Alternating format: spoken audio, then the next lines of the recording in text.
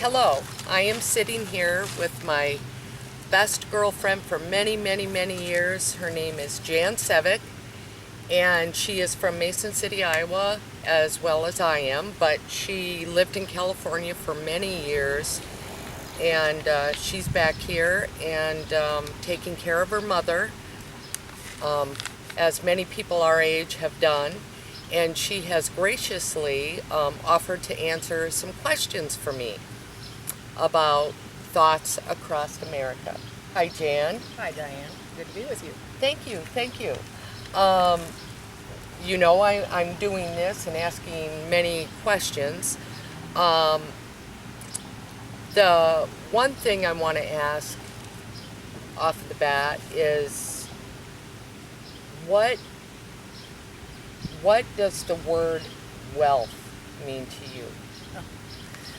Well, as I've gotten older, I think that gets easier to answer. As I've gotten older, that gets a lot easier to answer. Sort of in my prime and climbing the corporate ladder, wealth meant sort of the trappings of a good life. Wealth now, to me, means happiness, health, peace of mind, and taking great care of my mother. She lives with me and my husband, and I take care of her. She requires care due to a very severe stroke a couple of years ago. She requires care 24/7 around the clock, and bringing joy and happiness to her brings me a great deal of happiness. That's my idea of wealth. Good. At this point in my life. Well, good. And I know you're working very hard at that, and it's a very, very difficult thing to deal with in people's lives when they have to go through that. When you look at the world today, or the United States, and someone asked you if you could change anything in terms of respect, young children, young adults, what would you want to change? Well, there's so many things I'd like to change. I think if I had to go after one thing, and I think there would be a wonderful sort of sprouting effect from this, I think we need to get back to the foundation of decency, patience, graciousness, and selflessness in our everyday lives.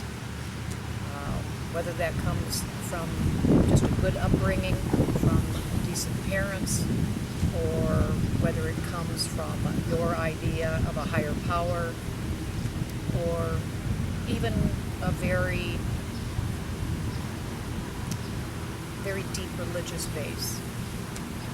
I'm not sure where that well should spring from, but I only know that there seems to be considerable loss of providing for and giving to thy neighbor.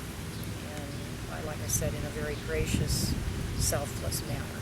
And I think if we saw and felt more of that from the people around us, I should say, I think a lot of things would begin then to take care of themselves.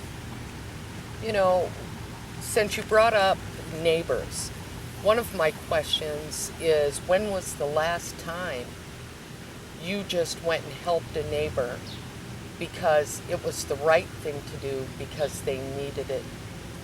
They needed help. No, absolutely. Just a couple of days ago. Just a couple of days ago, we helped somebody clear out some trash and some things that were beginning to accumulate because of the weight. They couldn't do it on their own. So, but again, just sort of that giving and selflessness, I think, is what we need to see more of in America. And just give them back. Giving back. And I really believe in the old adage, what goes around comes around. I really do. I do too. Well, thank you very much for your answers, and it's so good to see you. Good to see you too. Oh.